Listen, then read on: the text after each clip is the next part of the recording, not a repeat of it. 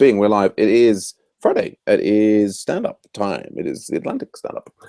Sam and Michael in the house. What's going on with me? We've had some success today in fixing the grader for the 169 course, particularly with the legacy homework part 2. Has involved writing a custom RSpec matcher, and we're kind of good. The problem is now we've got some students whose homework stuff is stuck, and we are struggling to reset that. Just had the autograders client meeting. The instructors are reasonably happy. They're starting back at the beginning with homework 1 and so on. And there's various little bits and pieces to tidy up there. And yeah, I've had a good day cleaning up the website 1 board. Looking forward to potential local support retrospective and Agile Ventures weekly meeting coming up after this stand-up. How are things with you, Michael? Good. I had a look at those gems for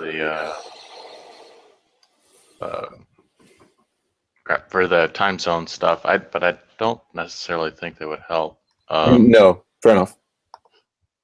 So I'm thinking just to kind of get this done, because this bug in IceCube, it only appears on recurring events.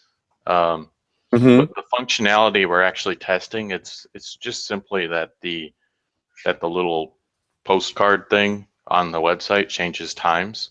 It shouldn't matter if it's a recurring event or a single event. Okay. So I'm thinking just test it with a single event and call it good. Okay. Yeah. That seems like a reasonable approach. Yeah. It's almost two different things. I mean, we're testing the view, and the view shouldn't really matter what is actually creating the event. It's just we're testing that view updates. That sounds like a sensible cutting of the Gordian knot. Yeah. Excellent. Cool. So are you blocked by anything else then, or that's just the next step then, is to sort out that? Nope, that's just the next step. So I'll sort out getting I already have the RSpec test in there, so I just need to add a cucumber. Cool. To test the visual stuff, and then we should be able to make a pull request for that and move on to the next thing. Sounds good. Sounds good. Yeah. Well, then I think that's our stand-up. We could be doing feedback. I'm of course open for feedback if you have any for me. No, it's fine. I'm trying to. I was gonna recheck this waffle stuff. Yeah, well, that's something. Yeah, yes, I can. Go on.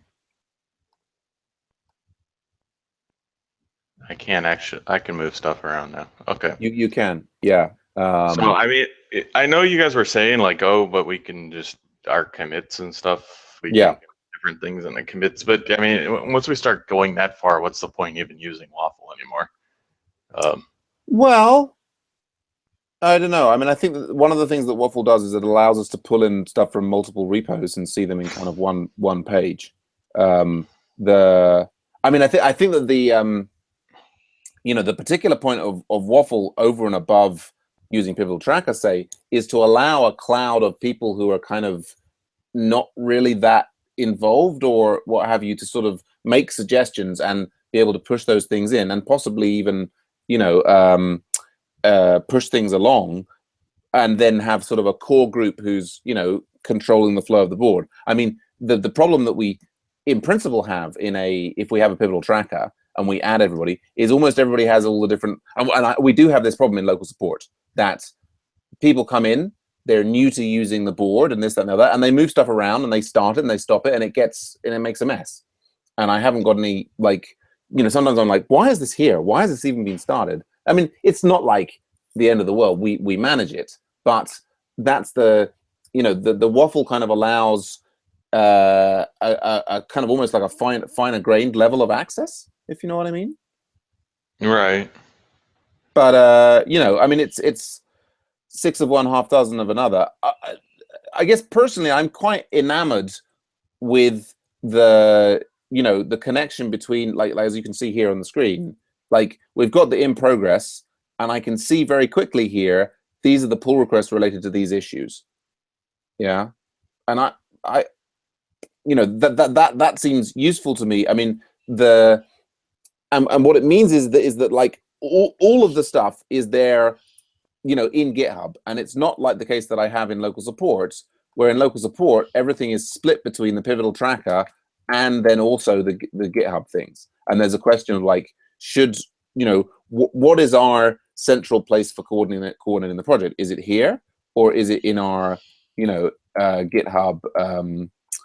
I don't know, local support, yeah, like, or is it here?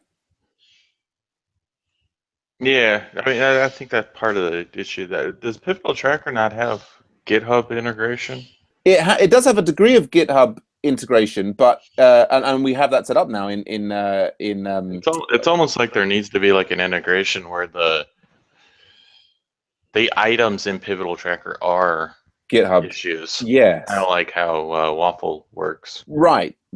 I mean that would be I mean, in principle, if one had the right skin, you could make Waffle look exactly like Pivotal Tracker and provide exactly the same flow. Any which way, it's kind of an experiment to give Waffle a try for the project. I mean, I think that in some ways, whether it's Waffle or Pivotal Tracker, for us in website 1 at the moment, the bigger issue is that the website 1 Pivotal Tracker it's got a lot of stuff in there, and it was very active, and we've got this huge icebox of stuff, and even the backlog, and this, that, and the other, and it's kind of like, ooh, we almost just need like something a little bit less busy like this, and we need to take in what I did today was in website 1 is I went through and reviewing the pull requests, and I made sure that all of the pull requests are associated with tickets, so that we sort of know what's going on.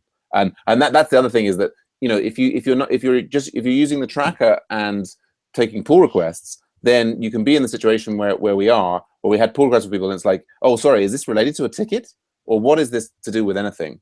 So we can kind of, it's still not foolproof. We'll see. I think it's worth giving a try. And next Wednesday and the following Wednesday, we can look back in retrospectives and say, was this working for me? Was this painful? Yeah, I know the one guy on there had a concern about adding edit access. Your concern seems to be more about people screwing up the statuses and stuff like that, whereas the other guy kind of was worried about someone screwing up master branch.